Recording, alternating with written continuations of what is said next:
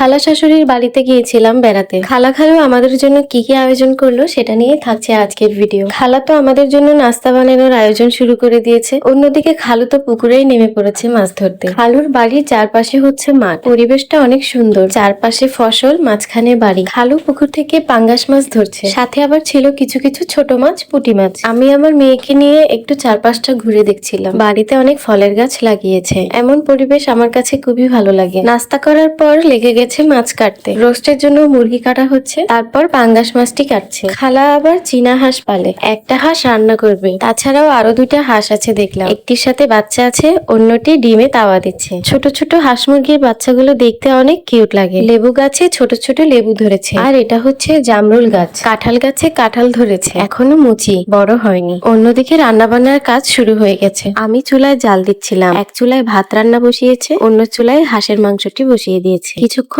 পর পর আমি মাংসগুলো নেড়ে দিচ্ছিলাম। আমার দেবর বলল বেগুন ভাজি করে খাওয়াবে। সে নাকি বেগুন গাছ লাগিয়েছে, আর তাতে নাকি বেগুন ধরেছে, তাই সেখানে গেলাম গাছগুলো দেখতে। এখানেও অনেক রকমের সবজি করেছে, বেগুন গাছে অনেকগুলোই বেগুন ধরে রয়েছে। সেখান থেকে কয়েকটা বেগুন কেটে নিল। এই বেগুনগুলো আজকে দুপুরের খাওয়ার জন্য ভাজি করা হবে। তারপর দেখলাম একটা গোলাপ গাছ লাগিয়েছে, গাছে ফুল ফুটেছে, ফুলগুলো দেখতে মাশাআল্লাহ অনেক সুন্দর। তারপর আবার দেখলাম টমেটো গাছে টমেটো ধরেছে, মাশাআল্লাহ সবজিগুলো অনেক সুন্দর করে হয়েছে। অন্যদিকে রান্নাঘরে দেখলাম রোস্টের জন্য মুরগির মাংসগুলো ভেজে নিচ্ছে, পোলাওয়ের জন্য চালগুলো ধুয়ে রেখেছে। হাঁসের মাংস আর ভাত রান্না হয়ে গিয়েছে। এরপর এক চুলায় রোস্ট রান্না করছে, আর অন্য চুলায় পাঙ্গাস মাছটা রান্না করছে। বেগুনগুলো কেটে নিয়েছে, ভাজি করবে। এখানে এসে আমার মেয়ে তো একটুও বসছে না, তিরিং বিরিং করে চারিদিকে শুধু ঘুরে বেড়াচ্ছে, আর ওর পিছনে আছি আমি বডিগার্ড। দুপুরবেলা অনেক গরম পড়ছিল, তাই খাওয়া দাওয়া শেষ করে আমরা একটু রেস্ট করছিলাম। যাই হোক, দিনটা ভালোই কেটেছিল। ভিডিওটা এ পর্যন্তই ছিল। ভালো লাগলে লাইক, কমেন্ট, শেয়ার করে পাশে থাকবেন। আমাদের জন্য দোয়া করবেন। আল্লাহ হাফেজ।